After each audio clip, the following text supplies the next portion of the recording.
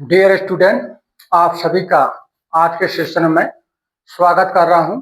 आज के सेशन का जो क्वेश्चन है वह इस प्रकार है। समतापी परिस्थितियों में मतलब आइसोथर्मल परिस्थितियों में आदर्श गैस आइडियल गैस के अनुत्क्रमणीय प्रसरण के लिए सही विकल्प क्या होगा। कहने का मतलब क्वेश्चन ये है कि थर्मोडायनेमिक्स से रिलेटेड क्वेश्चन है। एक थर्मोडायनेमिक सिस्टम चल रहा है, उस सिस्टम में आदर्श गैस है और वह सिस्टम इरिवर्सिबल प्रोसेस में चल रहा है और उस सिस्टम का जो ताप है वो कांस्टेंट है, आइसोथर्मली प्रोसेस्ड हो रहा है। तो ऐसे सिस्टम के लिए क्या सही विकल्प है, कौन सा विकल्प सही है, यह पूछा जा रहा है। तो डियर स्टूडेंट, इसका जो सॉल्यूशन है, में कोई ज्यादा केमिस्ट्री नहीं है। सॉल्यूशन जब आदर्श गैस, चूंकि सिस्टम आदर्श गैस का है, आदर्श गैस युक्त निकाय समतापी जिसे आइसोथर्मल का मतलब है कि there is no change in the temperature of system के टेम्परेचर में कोई चेंज नहीं होगा, T0 रहेगा। समतापी रूप से अनुत्क्रमणीय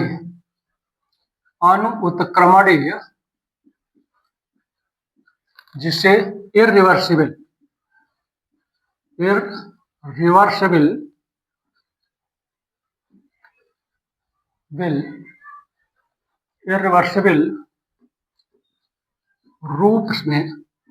रूप से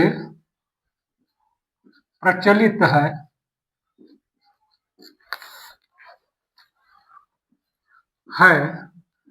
तब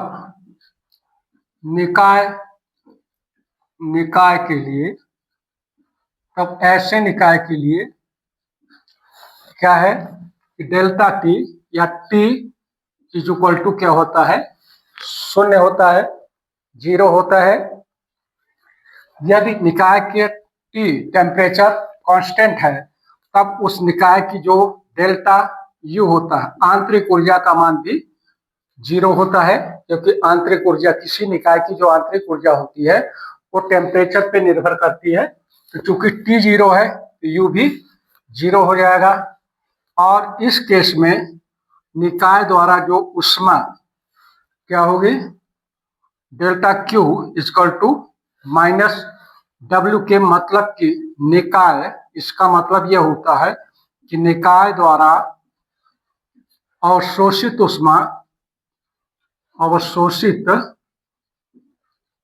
ऊष्मा पूर्ण कार्य में परिवर्तित हो जाएगी, मतलब मैक्सिमम वर्क होगा। एक तो ये स्थिति होती है Q बराबर माइनस W के। दूसरा है इस परिस्थिति में जो वर्क डन होगा W इक्वल टू क्या हो जाएगा, मैक्सिमम होगा, सिस्टम के द्वारा मैक्सिमम वर्क डन होगा। और चूंकि रिवर्सिबल प्रसरण हो रहा है, रिवर्सिबल से प्रचलित चल रहा है, प्रसरण भी, एक्सपांशन भी हो रहा है, तो ऐसे सिस्टम के लिए जो डेल्टा S का मान होता है, एंट्रोपी चेंज का जो मान होता है, delta S not equal to 0 होता है, मतलब ग्रेटर देन 0 होता है, मतलब डेल्टा S का मान 0 नहीं होता है। इसका मतलब ये हुआ कि यहाँ पर प्रसरण हो रहा है, यहाँ शब्द प्रसरण, एक्सपेंशन हो रहा है। तो किसी भी सिस्टम में जब प्रसरण होता है, एक्सपेंशन होता है, तो एक्सपेंशन का मतलब डिसऑर्डर होता है उस सिस्टम में।